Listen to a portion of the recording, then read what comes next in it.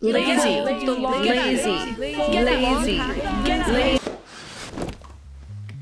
Why do we procrastinate? Is it because we're addicted to our phones? Is it because we hate our jobs? Is it because we're lazy? Actually, it's none of those things. In fact, laziness doesn't even exist. See, the issue I have here is the word unwilling. When people think about being lazy, they usually describe a person binging Netflix with a mountain of laundry next to them, or someone who would rather lay in bed for 3 more hours than start that exercise routine. Because from the outside perspective, yes, it does look like that person is unwilling to exert any energy to do work. But what's going on inside their mind? Really? Another episode? Come on, you have to have more self-control than that. You promised yourself that you were gonna do the laundry after you put the kids to bed. And now what are you doing? Sitting on the couch eating chips, watching Netflix. Don't just sit there. Get up. Get off your lazy ass.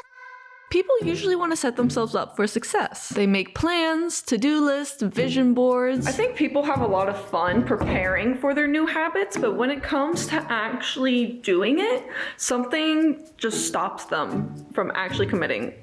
What causes that? In order to understand what procrastination actually is, we need to understand a little bit about the human body. Don't worry, it won't be too sciencey, I promise. We all know that our body's energy comes from food. When our body has used up all of its available energy, it signals to us that we need to eat more. This signal is called hunger. But if we ignore our hunger cues, our body will start to feel weak, shaky, lethargic, and can even render itself unconscious. Now, compare that to our mind. Not necessarily our physical brain, but our consciousness. Our ability to think critically and communicate with others. So if our body lets us know when it needs more energy by telling us when it's hungry, how does our brain let us know it needs more energy? Let's think of an example. It's 3 p.m. on a Monday and you've had a pretty productive morning, but suddenly you're exhausted. You start to yawn, your mind isn't as clear, you start getting distracted a lot more easily, but you only got half of your to-do list done. So you caffeinate up and push yourself along through the rest of the day. You get frustrated with yourself because you can't focus as good as you did earlier in the day, and you just want to...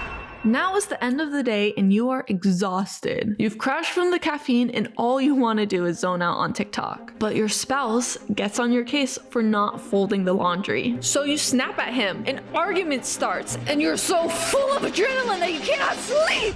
So here you are, binging Netflix with a pile of laundry sitting next to you. Okay.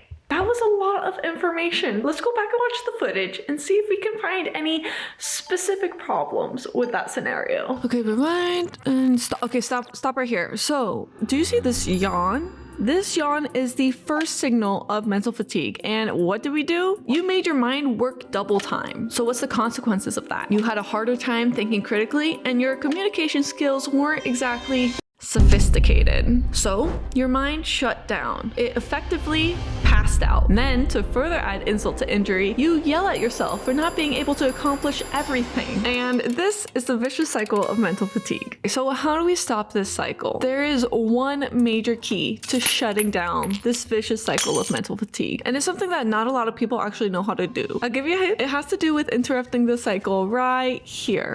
Okay, so the key to stopping the mental fatigue cycle is guilt-free rest. Let me say this closer to the microphone.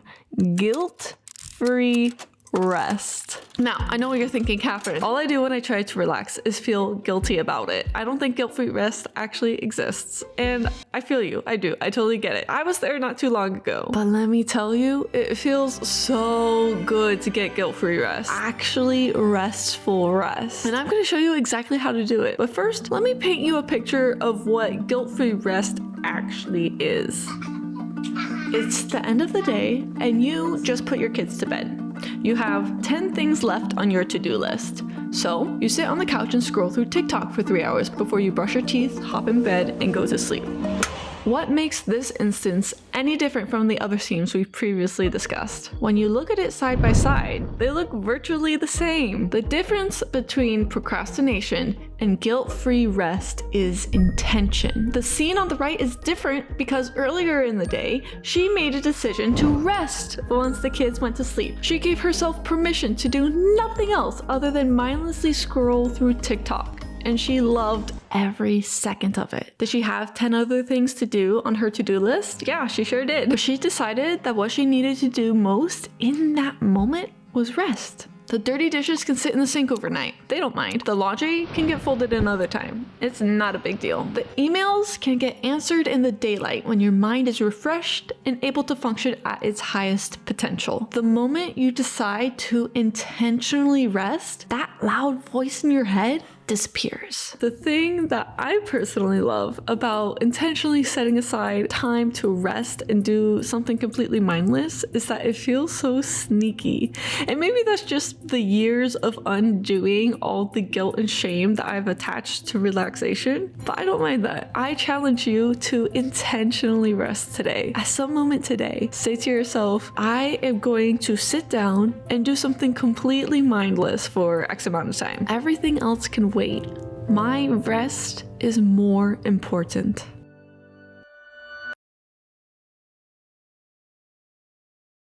You are doing such a great job.